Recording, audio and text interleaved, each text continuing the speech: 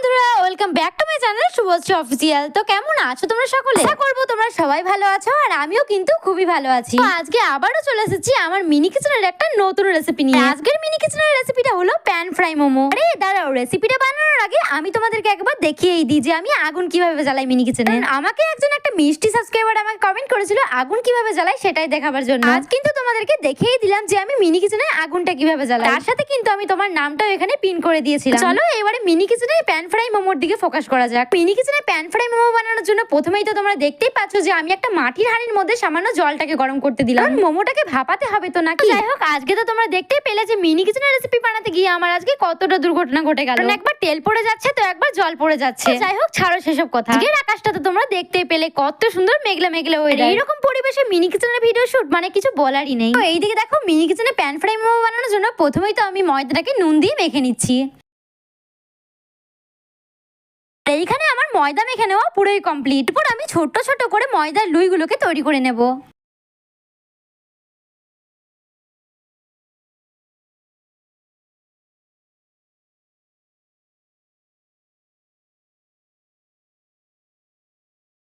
তোমরা দেখতে পেলে যে আমি সবগুলো লুই কিন্তু তৈরিও করে নিয়েছি। এরপর আমি এই মিনি চাকি বেলাটার সাহায্যে তেল দিয়ে ছোট ছোট করে লুচি মতন করে বেলে নেব। এরকম ভাবে কিন্তু আমি প্রত্যেকটাই বানিয়ে নিচ্ছি। তোমরা কিন্তু দেখতে থাকো যে আমি এই মিনি কিচেনে প্যান ফ্রাই মোমো বানানোর জন্য এই ময়দাটাকে কিভাবে বেলছি।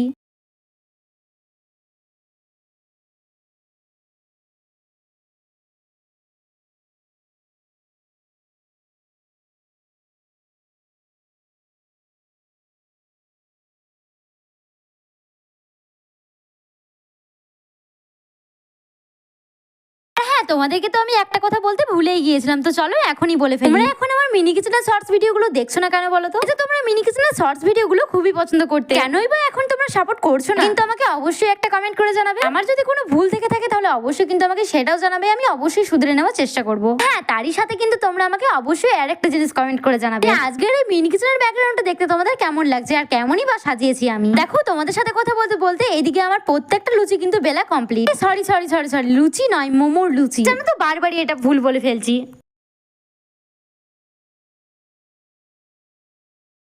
তোমরা তো এদিকে দেখতে পেলে যে আমি প্রত্যেকটা মোমো বানানোর লুচিগুলো বানিয়ে ফেলেছি।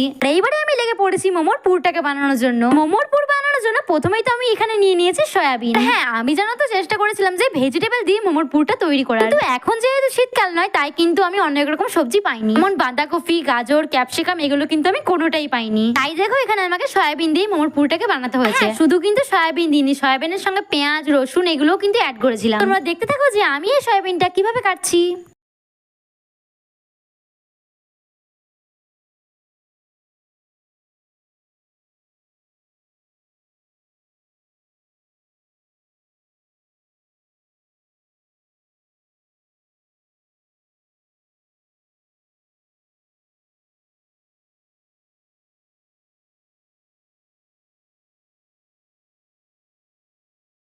দেখো, এখানে কিন্তু আমার প্রত্যেকটা সয়াবিন কাটা পুরোই কমপ্লিট। আর এই একই রকম ভাবে কিন্তু আমি পেঁয়াজটাকেও কেটে নিচ্ছি।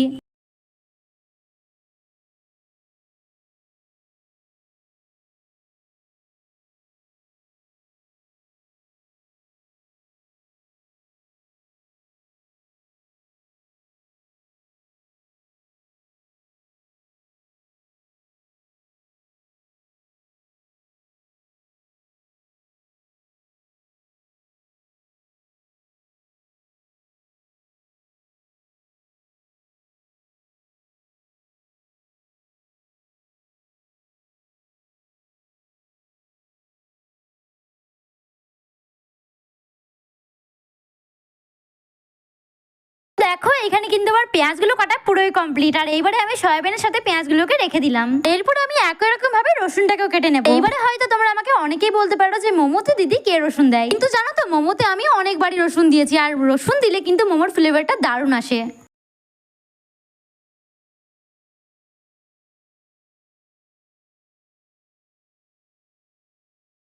তোমরা দেখতেই পেলে যে আমি একই রকম ভাবে কিন্তু কুচি কুচি করে রসুনটাকেও কেটে নিয়েছি। এর মধ্যে আমি এখন কিছু ইনগ্রেডিয়েন্টস অ্যাড করছি।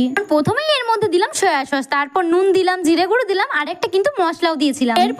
এরপর খুব ভালোভাবে মোমোর পুরটাকে মেখে নিলে হয়ে যাবে আমাদের মোমোর পুর। এরপর আগের থেকে যে মোমোর জন্য লুচিগুলোকে তৈরি করে রেখেছিলাম, সেই লুচিগুলোকে একটু ভাঁজ করে নিয়ে ভেতরে মোমোর পুরটাকে দিয়ে আমি মোমোগুলোকে বানিয়ে নিচ্ছি। হ্যাঁ, আমি কিন্তু তোমাদেরকে অনেকবারই আমার ভিডিওতে বলেছিলাম আমি মোমোর শেপ একদমই ভালোভাবে দিতে পারি না, তাই যদি একটু ভুল ত্রুটি হয়ে থাকে প্লিজ ক্ষমা করে দিও। তোমরা তো এখানে দেখতেই পাচ্ছ যে আমি মোমোর শেপগুলোকে কিভাবে তৈরি করে নিচ্ছি। আর এইরকম ভাবে কিন্তু আমি মোমোর শেপগুলো প্রত্যেকটা তৈরি করে নেব।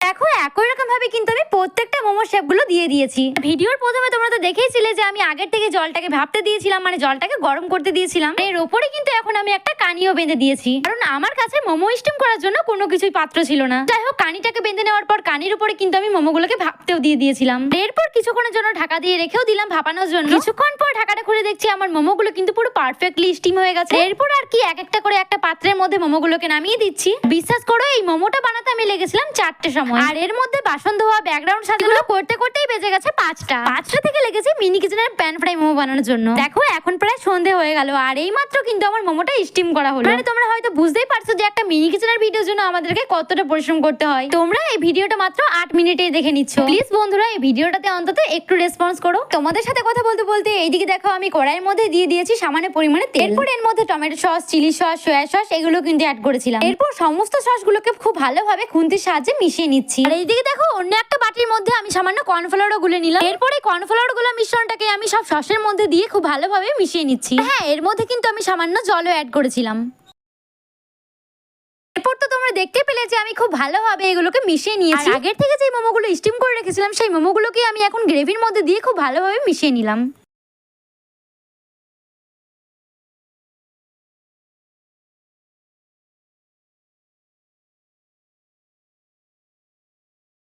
আর অনেকক্ষণ ধরে খুব ভালোভাবে মিশিয়ে নেওয়ার পর প্যান ফ্রাই মোমোটা দেখতে কতটা লোভনীয় লাগছে। এরপর কিন্তু আমাদের প্যান ফ্রাই মোমো রেডি হয়ে গেছে। এরপর আমি অন্য একটা বাটিতে প্যান ফ্রাই মোমোটাকে সার্ভ করে দিচ্ছি।